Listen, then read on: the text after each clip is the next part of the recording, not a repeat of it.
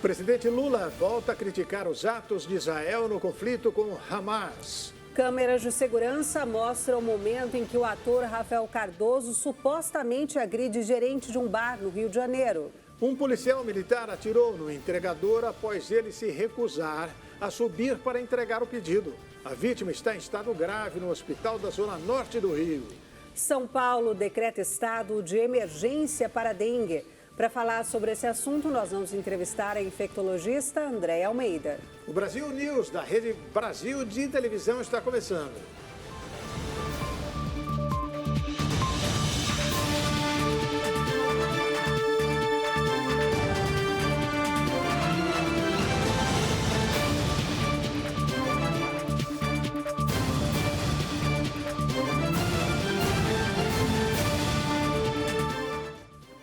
O presidente Lula voltou a criticar os atos de Israel no conflito com Hamas. A declaração foi feita no discurso na abertura da 4ª Conferência Nacional da Cultura, onde o presidente também comentou sobre os atos do ex-presidente Jair Bolsonaro.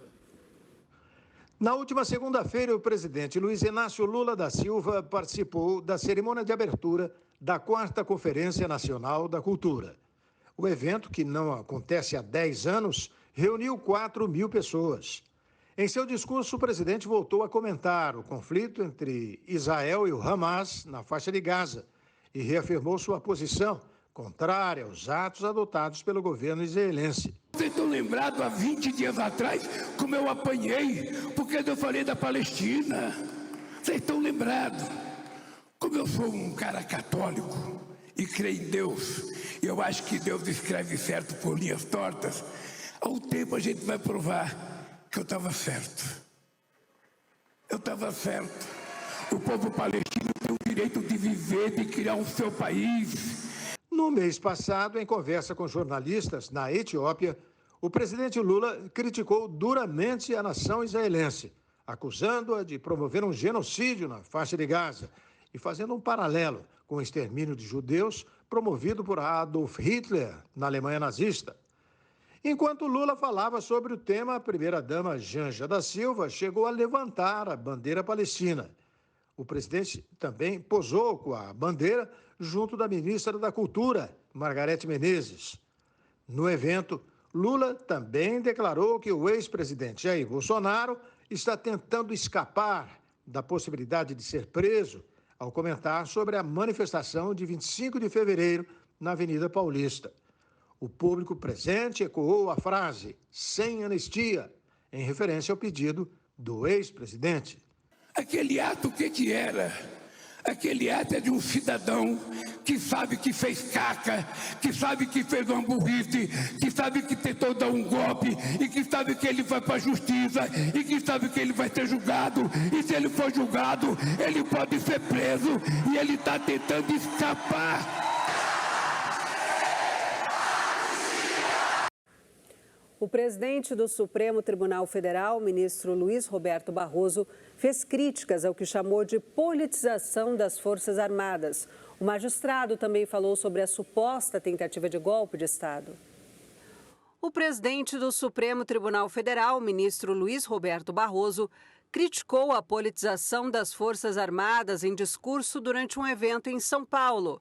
Ainda segundo Barroso, os militares foram manipulados e fizeram um papelão no Tribunal Superior Eleitoral. Politização das Forças Armadas, que talvez tenha sido uma das coisas mais dramáticas para a democracia. Porque desde 88, as Forças Armadas tiveram um comportamento exemplar no Brasil, de não ingerência, de não interferência, de cumprir as suas missões constitucionais, de ocupar espaços remotos da vida brasileira, inóspitos, gente que leva uma vida dura.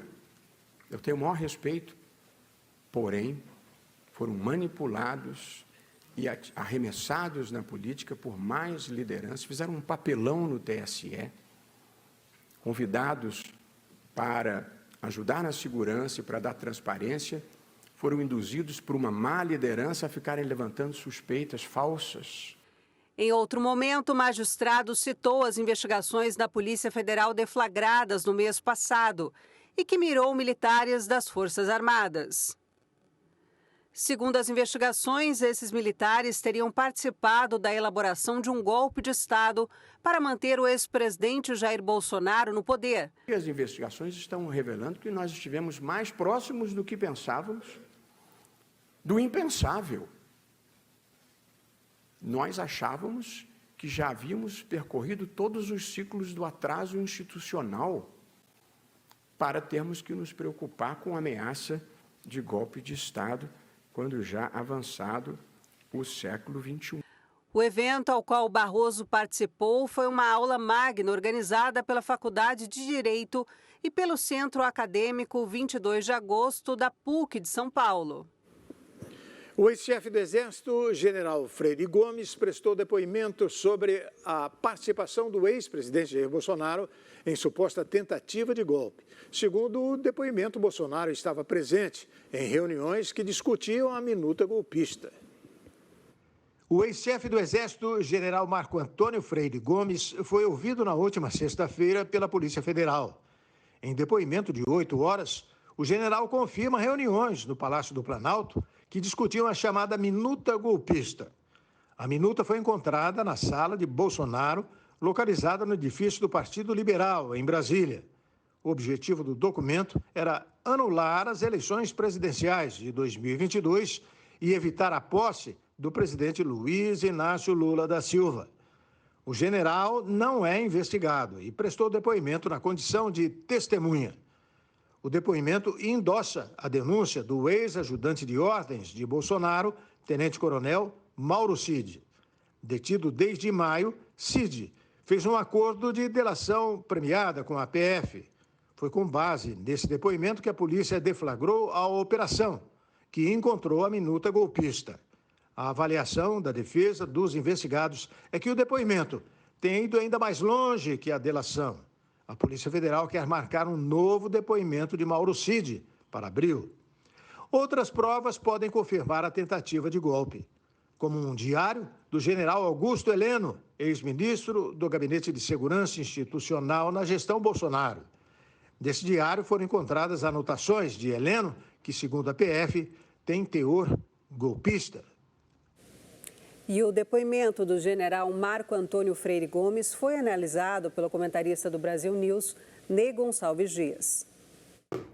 Depoimento do ex-chefe do Exército, general Gomes Freire, foi considerado melhor do que uma delação. Ele figura como testemunha. Uma observação de um ministro supremo é de que, no caso da delação, o criminoso está sempre tentando negociar uma situação que melhore e amenize a sua pena. No caso da testemunha, que foi o caso do general Gomes Freire, ele prestou, segundo os ministros supremos, um grande serviço à apuração do caso da tentativa de golpe e da minuta do estado de sítio. O depoimento do general Gomes Freire foi talvez um dos mais longos da Polícia Federal nos últimos tempos. Ele durou cerca de 8 horas. Segundo se informa, porque ninguém sabe direito, o general admitiu que discutiu e discordou com o presidente Bolsonaro e com seus colegas de uma possível aprovação de um estado de sítio, que teria que ser levado primeiro a uma autoridade do governo executivo e depois ao poder legislativo. E disse que várias tentativas ele fez para dissuadir não só o presidente, mas o entorno do presidente de qualquer medida que viesse violar a Constituição. Pois bem, a única coisa que pesa contra o general foi que no seu tempo de comandante do Exército, ele permitiu ou não impediu que ativistas bolsonaristas ocupassem a frente de alguns quartéis do país. Ponto, só isso. O que acontece é o seguinte: existe hoje, terça-feira, uma certa agitação entre políticos e militares. Sabe por quê? Está chegando aí a chamada hora da verdade. Nós estamos às vésperas da comemoração ou da lembrança de 60 anos depois do golpe ou da ditadura, depois de 67, 68, do golpe militar de 64. Então se pergunta o seguinte: vai haver comemoração? Interessa aí haver comemoração? A comemoração vai acirrar os ânimos entre civis e militares? Prevalece a teoria do ministro Múcio da Defesa. O ministro Múcio da Defesa tem sido criticado pelo PT por ter sido muito bondoso, ter passado a mão na cabeça dos militares com relação ao 8 de janeiro, mas na realidade o que se vê é que o ministro Múcio está tentando pacificar as relações entre políticos e as Forças Armadas. O ex-procurador de Justiça de São Paulo, Mário Sarrubo, foi nomeado como secretário nacional de Segurança Pública. A nomeação foi feita pelo ministro da Justiça e Segurança, Ricardo Lewandowski. O ex-procurador-geral de Justiça de São Paulo, Mário Luiz Sarrubo, foi nomeado como secretário nacional de Segurança Pública do Ministério da Justiça. A publicação foi feita no Diário Oficial da União. Para assumir a Cenasp, Sarrubo teve que se aposentar do cargo no Ministério Público, onde estava desde 1988. O procurador chegou a Brasília nesta segunda-feira e já começou as articulações para montar a equipe, que terá em cargo de comando nomes emprestados no Ministério Público. A Secretaria Nacional de Segurança Pública é responsável por formular políticas, diretrizes e ações para a segurança pública no país. Dentre suas competências, a Secretaria faz assessoramento técnico ao ministro da Justiça nos assuntos de segurança pública. Em entrevista, o Sarrubo afirmou ser contra a circulação de armas e a favor das câmeras em uniformes dos agentes de segurança. O novo secretário disse que os resultados são positivos.